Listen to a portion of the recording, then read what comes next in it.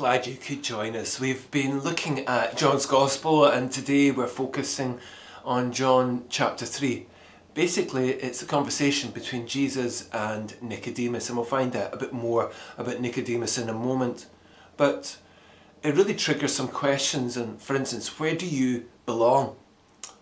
I wonder how we would answer that. Would it be a place? Would it be a people? Would it be a person? Would it be a church? Or how would we answer that? Now, if we can't, some of us might feel insecure. Some of us might feel isolated because we can't answer that. Indeed, some of us might be in between. And we're not sure what we belong to, or actually if we want to belong to anything. Yet some of us have yearned to be back in a place of worship. And by doing so, it's returned a real sense of belonging. It's indescribable. But we might admit that it's not the same for everyone. And maybe by you listening to this, it's not been possible. And this is what's going on in our story today, in the conversation between Jesus and Nicodemus. And we'll explore that in a moment. But as the first followers read this conversation, when this gospel turned up on their doorstep, how would it echo with all the conversations that were going on with them, with their family and friends and contacts? Where they're all caught in between, when these earlier followers of Jesus had to really leave their communities where they gathered, or couldn't shop or be in the same place for risk of their lives. They had a sense that this Jesus stuff was something, but when they see the change in their families and friends, they're not quite there at the same point. They have another foot in the world that they've always known in the community that they've belonged to. And then, even for ourselves, if we fast forward to today, we have contacts and friends and family who are not so sure about our faith, but have a sense that there's more going on and there is a real security in what we have and have known and relied on, but they're not quite ready, if at all, to be all in like we are ourselves. Now actually that might describe some of us today too, who maybe have come back to church and have been attending now and again, but it's broken that kind of lifetime habit, and we're caught in between, and we're undecided if we are all in like we were before, or the discovery of a life without it is actually now possible and is an option for the future. Well, if that's the case, then this conversation we have just listened to in John's Gospel chapter 3 will help us understand what others might be undecided about church and faith, even before we've got questions in our mind. You see, in our story, Nicodemus is the key person in the conversation. The character of this person is the backdrop. He's a Pharisee, a member of the Sanhedrin. In other words, he knows his stuff when it comes to religion and who he belongs to. He was a thinker. He was not going to stop either.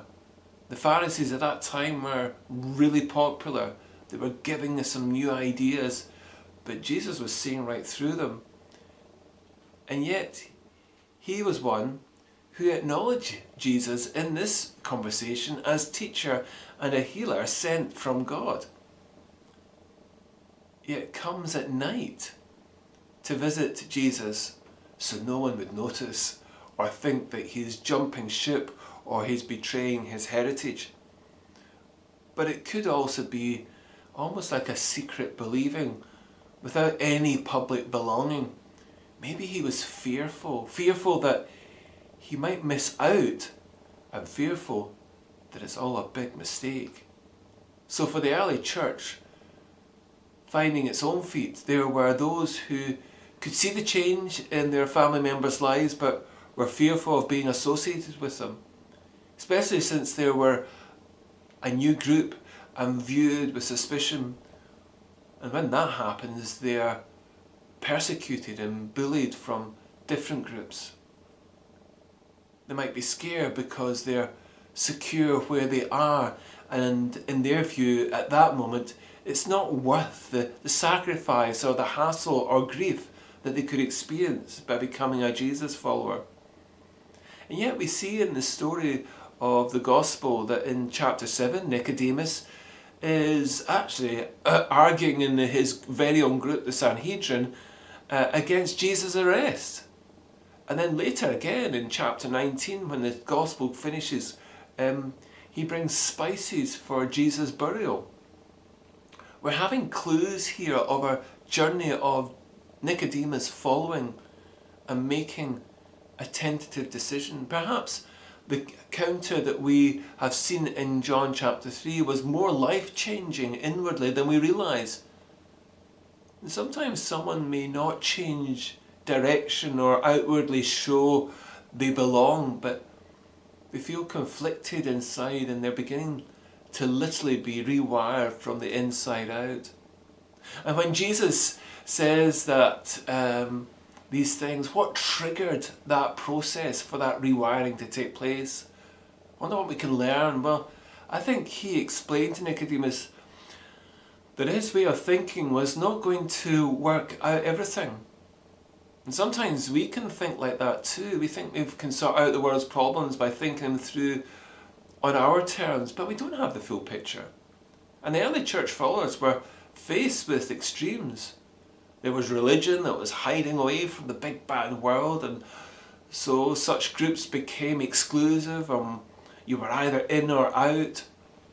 When it came to belonging, their rules and their thinking shaped the boundaries of that group. The other extreme was there was all sorts of new-fangled religions and cults popping up everywhere, and had no sense of belonging. It was like people were saying, well, who cares? It's all about the feelings and the experience. You could do as you please with whoever you please, however you please. And the place where this gospel landed for the first time was in Ephesus, where the gospel was right in the middle of a broth of all sorts of spiritualities. You see, was the church just another one of these that was just going to be added to the list? So as Nicodemus listened to Jesus, he was scared and confused as the way to understand his own life, but looking at it in a different way, in the way that Jesus describes in this conversation. So what did Jesus say? Well, Jesus talks a lot about birth, and we can relate to that picture because we know the importance of our own birth. It establishes our roots, our DNA, our upbringing, our home, our country, our accent, and where we belong. For some, it shapes our loyalty for others that we would run a mile for. But Nicodemus was very much of this first type, where he was very loyal to his heritage, and he didn't want to give up where he was from and who he was. But Jesus was saying this needs to change, and he was beginning to get that about where he should belong in this bigger world, because he realised that his world is far too small. If we let our identity and our attitude towards others be determined by race, religion, a country or a status, we're not seeing how God views our sense of belonging to the forever family. You see, to be born again purely as a child of God, to be born as a child of God, takes away the labels that cause prejudice, fear and hate, but replaces it with one that is accepting, loving and inclusive. Now, if you're not sure, then you will understand why Nicodemus was nervous. The boundaries of his world were being trespassed by a new world. And today, the challenge works both ways in this conversation with Nicodemus and Jesus. Like Nicodemus, we are being asked to give up what defines us, and it is the same for our friends and family who look to us and don't completely buy into our Jesus stuff, because they're wondering, is this just replacing some of their stuff with your stuff, with their prejudices, with our prejudices? Are we just rearranging the furniture the way we like it? It can't be that way. Even as Christians with our church and buildings and denominations, we cannot be in the business of controlling, but rather serving. So we remove the prejudice and the fear and hate, even within ourselves, so we are more accepting, more loving, and more inclusive. And that's only possible with God's Spirit. It doesn't come through rules. It doesn't come through our birth, but through a life-changing birth that's born again. Not from a creed, but from a new character. You might say, well, that's the stuff of dreams. Well, Jesus even quoted from Joel, I will pour out my Spirit on all people. Your sons and daughters will prophesy. Your old men will dream dreams. Your young men will see visions. There are two things Jesus speaks of to Nicodemus after talking about birth, and that's heaven and eternal life, which speaks about that. You see, they're two different things. They're not the same. Heaven is a place where things are as they should be. In other words, the stuff of dreams. It's a destination point, it's a goal, and it's an aim, it's a vision. Eternal life is something different. It's a way of looking at life. It's about a power in our hands now to see life differently. As if you live in heaven now. Someone once said, I believe in life before death. And that is what eternal life is. For a follower of Jesus in John's Gospel, you have eternal life now. It's not something you get when you die. It's something you have now once you follow Jesus. One way to describe it is that you are bringing a little bit of heaven on earth. And each of you who follow Jesus now have eternal life. And so you have the opportunity by God to be born into a new understanding, a new life as a child of God, to dispel the prejudice and fear and hate. And so instead have that love, that acceptance, and be inclusive. And that's what being born again really means. It's about belonging, but belonging to God's forever family, which means we belong to each other. So when we read a very well-known verse like John 3:16, where it says, For God so loved the world that he gave his one and only Son, that whoever believes in him shall not perish but have eternal life.